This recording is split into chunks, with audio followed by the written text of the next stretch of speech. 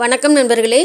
பாரம்பரிய முறையில் புளிச்சக்கீரை கடையல் எப்படி செய்யறதுன்னு இந்த வீடியோவில் பார்க்கலாம் வாங்க.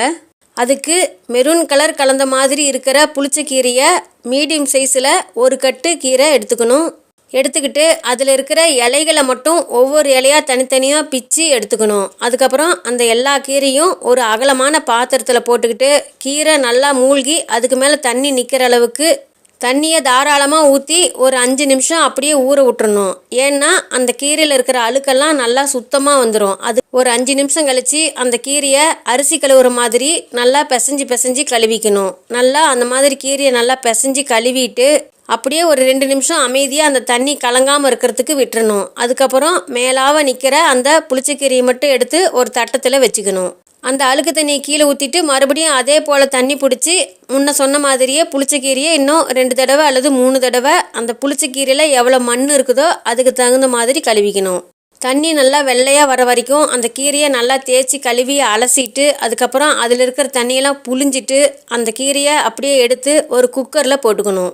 குக்கரில் புளிச்சக்கீரையை போட்ட பிறகு புளிச்சக்கீரைக்கு மேலே 1 இன்ச்சு அல்லது 1.5 இன்ச்சு அளவுக்கு தண்ணி நிற்கிற அளவுக்கு தண்ணி ஊற்றிட்டு அதை அப்படியே எடுத்து அடுப்பில் வச்சு குக்கரில் மூடி போட்டு விசில் விடணும். 2 விசில் மட்டும் விட்டுட்டு அதுக்கப்புறம் அடுப்பை சிம்மில் வச்சு அப்படியே ஒரு 20 நிமிஷம் விட்டுறலாம். அப்போ தான் புளிச்சக்கீரை நல்லா வெந்து வரும். அதுக்கப்புறம் அடுப்பை ஆஃப் பண்ணிடலாம். ஆஃப் பண்ணிவிட்டு குக்கர் எடுத்து கீழே வச்சுக்கிட்டு விசில் தானாக அடங்குற வரைக்கும் அப்படியே விட்டுறணும். அதுக்கப்புறம் புளிச்சக்கீரை நல்லா வெந்ததுக்கப்புறம் அதை கடையிறதுக்காக ஒரு மத்து எடுத்து அதை நல்லா சோப்பு போட்டு தேய்ச்சி கழுவிட்டு அப்படியே வச்சிடணும். அந்த மத்தில் ஈரம் இல்லாத அளவுக்கு நல்லா காஞ்சிக்கணும். அப்புறமா கடையிறதுக்கு வேணும். அப்புறமா ஈரமத்தை போட்டு நாம் அந்த புளிச்சக்கீரையை கடையக்கூடாது. அதனால் முன்னாடியே இந்த மாதிரி கழுவி ரெடியாக வச்சுக்கணும். நாம் புளிச்சக்கீரையை கடையிறதுக்கு ரெடி பண்ணுறதுக்குள்ளே இந்த மத்தில் இருக்கிற ஈரம் நல்லாவே காஞ்சிக்கும். அதுக்கப்புறம் மீடியம் சைஸில் இருக்கிற 15 சின்ன வெங்காயத்தை எடுத்து அதில் இருக்கிற தோலெல்லாம் நல்லா உரிச்சிட்டு தண்ணியில் போட்டு நல்லா அலசி கழுவிட்டு அந்த வெங்காயத்தை எல்லாம் நீளமாக அரிஞ்சு வச்சுக்கணும். அதுக்கப்புறம் குக்கரில் விசில் தானாகவே அடங்கி இருந்தது அப்படின்னா குக்கர் மூடியை திறந்து அந்த புளிச்சக்கீரையில் இருக்கிற தண்ணியில் ஒரு 1/2 டம்ளர் மட்டும் வச்சுக்கிட்டு மீதி தண்ணியெல்லாம் வேற ஒரு பாத்திரத்தில் மாற்றி வடிச்சுக்கணும்.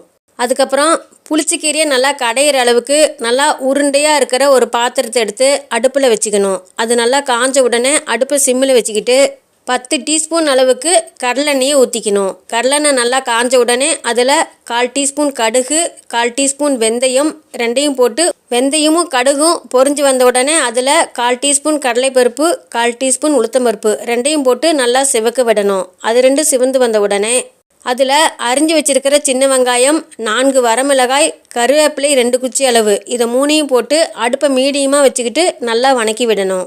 வெங்காயம் பாதி அளவுக்கு வணங்கி வந்த உடனே அதில் பெரிய நெல்லிக்காய் அளவுக்கு புளி எடுத்து ஒரு தடவை கழுவிட்டு அந்த வெங்காயத்தோட ஒன்றா போட்டு வணக்கணும். வணங்குறதுக்கு புளியும் போட்ட பிறகு அடுப்பை சிம்மிலேயே வச்சுக்கிட்டு தான் வணக்கணும். இல்லைன்னா புளி அந்த பாத்திரத்தில் அடிப்பிடிக்கிற மாதிரி ஆகிடும்.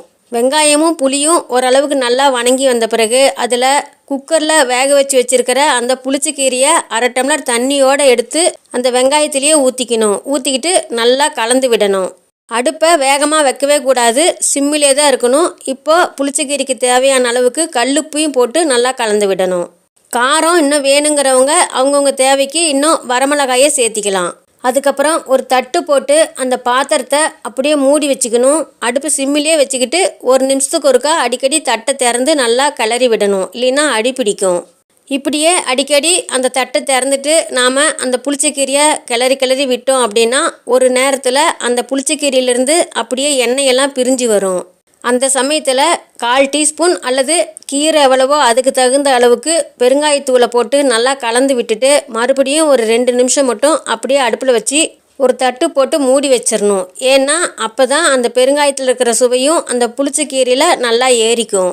2 நிமிஷம் கழித்து தட்டை திறந்து பார்த்தோம் அப்படின்னா அந்த புளிச்சக்கீரையிலேருந்து இன்னும் கொஞ்சம் எண்ணெய் நல்லா தாராளமாக பிரிஞ்சு வந்திருக்கும். ஒருவேளை எண்ணெய் பத்தலை அப்படின்னா இன்னொரு அடுப்பில் ஒரு வாணலி வச்சு அதில் கொஞ்சமாக ஒரு 5-6 டீஸ்பூன் அளவுக்கு கடலெண்ணெய் ஊற்றி அந்த கடலெண்ணெயை நல்லா சூடு வர கொதிக்க வச்சுட்டு அதுக்கப்புறம் அந்த சூட்டோடு அந்த எண்ணெயை எடுத்து புளிச்சக்கீரைக்கு இன்னும் எவ்வளோ எண்ணெய் தேவையோ அந்த அளவுக்கு ஊற்றிக்கணும்.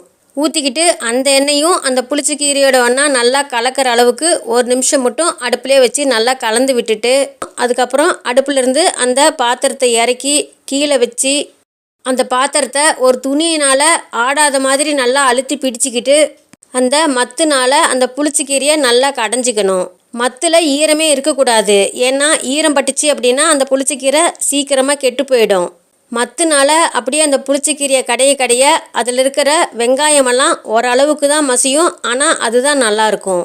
ஓரளவுக்கு அந்த புளிச்சக்கீரை நல்லா மசிஞ்ச பிறகு அந்த புளிச்சக்கீரையை அந்த பாத்திரத்துலேருந்து வேறொரு சில்வர் பாத்திரத்தில் மாற்றிக்கிட்டு அந்த புளிச்சக்கீரையை கடைஞ்ச பாத்திரத்தில் கொஞ்சம் வெறும் சாதத்தை போட்டு நல்லா கலந்து கிளறிட்டு அந்த சாப்பாடையும் அப்படியே தட்டில் போட்டு சாப்பிட்லாம். அந்த சாப்பாடு இன்னும் அவ்வளோ சுவையாக இருக்கும். இந்த புளிச்சக்கீரையை செஞ்சு எடுத்து வச்சிருக்கிற அந்த பாத்திரத்தில் எண்ணெய் தாராளமாக மேலே நிற்கணும். அப்போ தான் அந்த புளிச்சக்கீரையை வெளியிலேயே ஒரு வாரத்துக்கு வச்சு சாப்பிட்லாம், கெடவே கெடாது.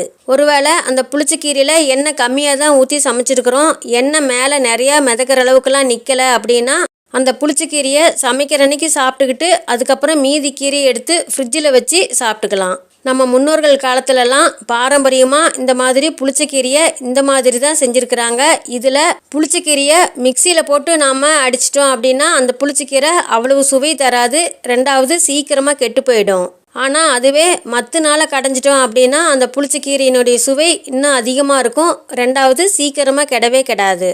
பாரம்பரியமான முறையில் செய்கிற இந்த புளிச்சக்கீரையை நீங்களும் செஞ்சு சாப்பிட்டு பார்த்துட்டு எப்படி இருந்ததுன்னு கமெண்ட்டில் சொல்லுங்கள். இந்த வீடியோ உங்களுக்கு பிடிச்சிருந்தா நம்ம சேனலை இது வரைக்கும் சப்ஸ்கிரைப் பண்ணாதவங்க சப்ஸ்கிரைப் பண்ணுங்கள். உங்களுக்கு தெரிஞ்சவங்களுக்கு ஷேர் பண்ணுங்கள், லைக் பண்ணுங்கள், கமெண்ட் பண்ணுங்கள். மீண்டும் அடுத்த வீடியோவில் சந்திப்போம் நண்பர்களே.